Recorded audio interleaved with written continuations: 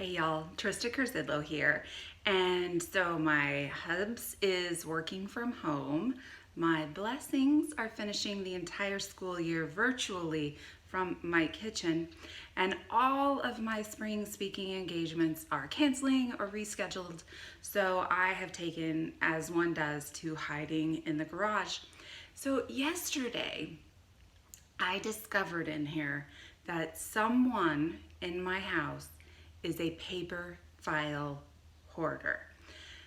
We're talking a copy of every tax record ever filed, the application to take the law school admissions test. It's insane.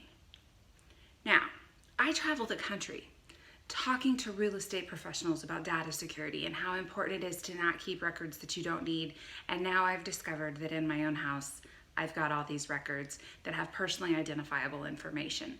So I thought maybe you are in the same situation and you also would like to hide in your basement or hide in your garage. And this is a great project. We are going to look at what records we need to keep and what records need to go. So when it comes to business records, general practice is there are 3 reasons to keep a record. The law requires you to do so. The real estate commission requires copies of certain documents and they have a time frame on how long you need to keep them. Keep them for that time frame. Your attorney tells you that you need to keep them, and or an accountant has told you that you need to keep those records for a certain amount of time. If you have a file and it doesn't fall within those 3 things, there's no reason for you to keep it.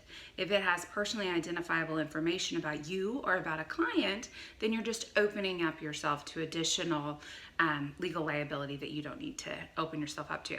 If you are an agent, then you also want to look at what are my broker's requirements on if I'm keeping this file or not, and how am I keeping this file. When it comes to personal records, the 3 things still apply, but you also want to make sure that you have your forever files, and those are going to be things that are related to marriage, divorce decrees, anything related to your citizenship, those types of things. Those are forever files. Everything else that you don't need because your attorney's told you to or an accountant's told you to, then we don't need to keep them. And so because they contain information that's personally identifiable and that would allow for someone to potentially harm you, we're going to get rid of them. So how do we get rid of that file? I'm a big fan of shredding, and my kids are home. So my first idea was to have them shred all this junk, but they declined. So it's a few months before we will probably see the shredding truck that we hire to come and take care of all of our business files. So what do? We cannot throw them away or put them in the recycling, because that it just opens up a can of worms as to who can possibly see them, and that is a lot less safe than actually keeping them in a tub in our garage. So my youngest daughter, who after the last few weeks we now call our retirement plan, went online and checked out the humidity rates and burn bans for our area, and we are gonna have some s'mores tonight, and we're gonna burn a lot of paper files that someone in our house has been hoarding.